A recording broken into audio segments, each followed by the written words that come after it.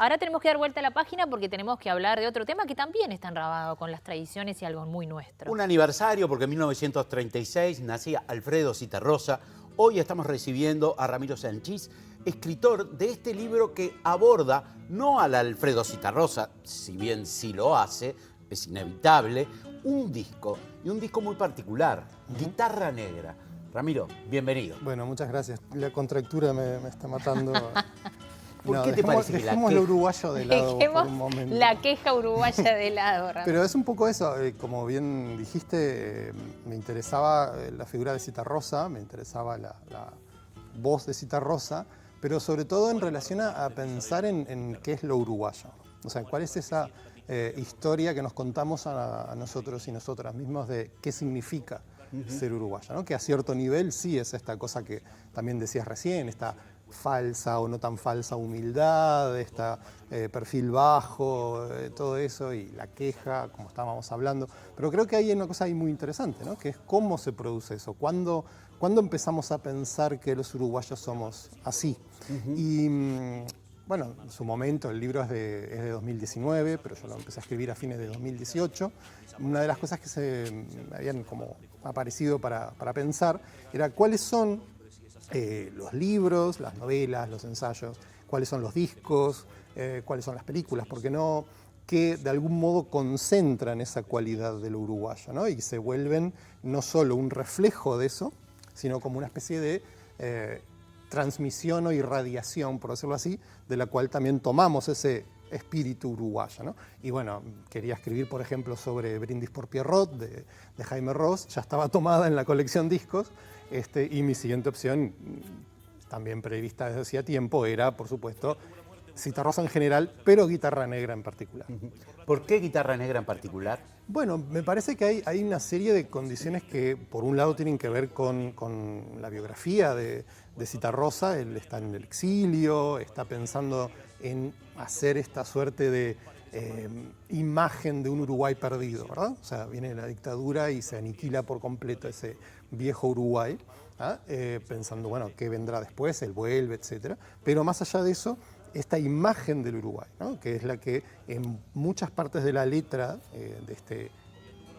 en realidad hasta te podría decir que elegí Guitarra Negra también como parte del asombro por qué es Guitarra Negra, no es una canción, ¿no? Es un texto poético recitado de una manera muy particular sobre un fondo musical que tiene sus cambios y tiene este impulso como de enumeración, como de intensidad llevado por la poderosa, obviamente, voz de Zitarrosa, y parece ser una cartografía de su Uruguay, ¿no? De La Onda, de Valdomir, Mis anarcos queridos, todo esto que él va diciendo, en ese Uruguay. El frigorífico. Exacto, todo este Uruguay perdido en el tiempo, ¿no?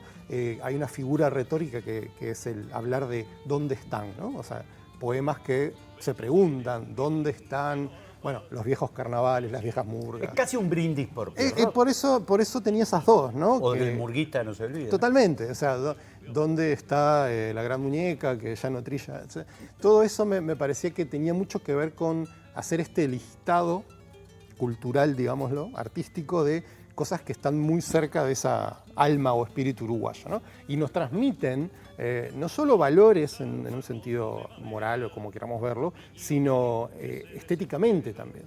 Nos dan una forma de pensar esos géneros musicales, de cómo nos identificamos con ciertas tradiciones. Un poco estábamos viendo eso recién.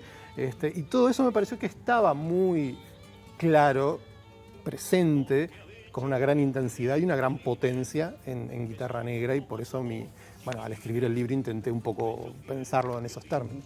Ahora, Guitarra Negra no se parece a nada. A nada. O sea, a nada. ¿Dónde fue a buscar, ya que estamos con la pregunta, ¿dónde fue a buscar a Alfredo Zitarrosa eso que hizo con Guitarra Negra? Porque uno mira para atrás y no hay nada parecido a eso. No. Con una música que es como una letanía, ¿no? Que es casi hipnótica en algunos momentos, después hay un vals.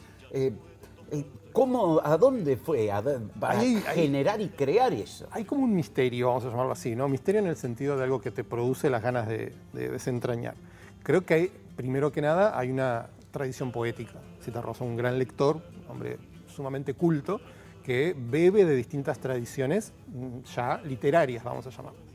Entonces, con eso él crea un texto, y como cantante, como músico, lo convierte en esto que en algunos lugares del mundo, sobre todo en la tradición anglosajona, tiene un nombre que es spoken word, ¿no? Que es la palabra hablada, generalmente acompañada por música. Para mi generación, al menos yo nací en el 78, mi adolescencia fue en los 90, muchos de mis amigos y amigas éramos muy fans de los Doors, de la banda de Jim Morrison, ¿no?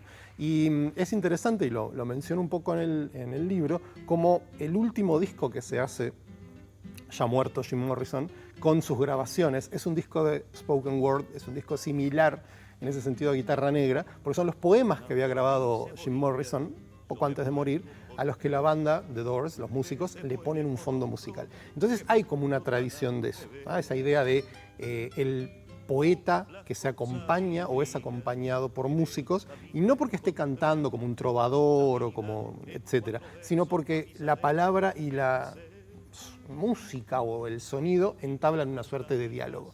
Y cuando recién decías esa cualidad hipnótica que tiene, eso fue otra de las cosas que me fascinó de entrada, y es otra parte en mi libro. O sea, en mi libro abordo un poco el tema de la letra primero y luego el tema de la música, que tiene esa cualidad que me interesaba pensarlo desde una noción que en principio no tiene nada que ver con el universo estético de Citarrosa, que es el loop de la música ambient o el loop de la música electrónica, sin ser obviamente un loop, ¿no? Porque eso no está grabado y reproducido N veces, pero sí está tocado con esa idea, ¿no? Hay una figura de guitarra, un arpegio, durante buena parte y luego se repite de la pieza, que suena como la reiteración con mínimas variaciones de algo que sigue y sigue y sigue y se repite y se repite y se repite, mientras Alfredo recita o declama su texto, ¿no? Entonces también hay algo interesante en la música que no se parece a la estructura de una milonga, a la estructura de una canción.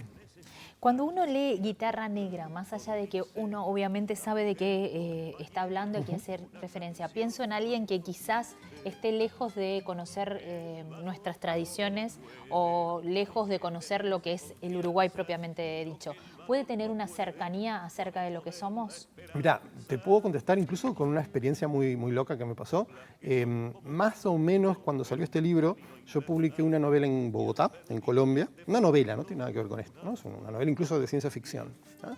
Y viajé, ¿no? Entonces, en esas vueltas hice como un contacto muy lindo. Bueno, hablábamos recién fuera de cámaras de uruguayos tratando de salir del mercado local o como se quiera llamar, y empecé a, bueno, como te decía, a tener ese contacto, y alguien me preguntó, ¿pero cuál es tu último libro? Bueno, mira, escribí esto sobre, bueno, no sé si conoces a Alfredo Citarrosa, y tenían alguna idea, y el libro tuvo una, no sé si llamarlo repercusión, porque estamos hablando de números muy, muy pequeños, porque no hubo una edición colombiana, ni una exportación, ni nada por el estilo, pero viajaron unos cuantos libros, se pidieron, se compraron, se encargaron, y mucha gente lo leyó, y de alguna manera les dijo algo.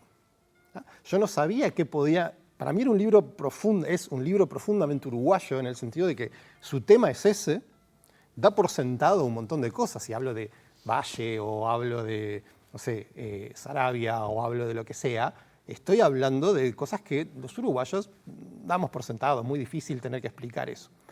Pero me pasó que estos lectores colombianos resonaban con algo del libro, e incluso algunos de esos lectores, que son también escritores, inmediatamente pensaron, ¿y cómo hago un equivalente de esto colombiano? Claro. ¿Con qué músico? ¿O con qué canción? ¿O con qué? Entonces creo que había algo ahí que no es mío, quiero decir, que es algo que uno toca a veces cuando escribe, que es como una especie de posibilidad para pensar, ¿no? Hay música que nos habla desde esa noción de lo local, del territorio. Y eso se puede llevar a cualquier parte. Entonces cualquiera puede pensar, este procedimiento que Ramiro hizo en Guitarra Negra, yo lo puedo hacer con la música de, qué sé yo, no sé, Panamá, ¿no? Entonces hay algo ahí que quizá no haya que explicar, que es esta relación entre sensibilidad, subjetividad y territorio. Es misteriosa también, ¿no? Sin duda alguna, claro. Pero está. Eso es lo que a mí me fascina. Son cosas que no podemos explicar, pero que las damos por sentadas. Yo no sé si existe lo uruguayo, pero me siento uruguayo, sobre todo cuando voy afuera, ¿no? Sí, claro.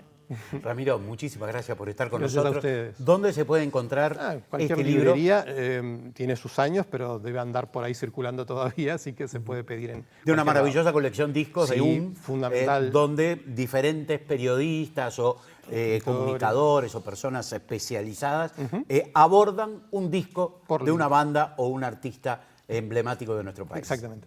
Bueno, Muchísimas muchas gracias a Ha sido ustedes. un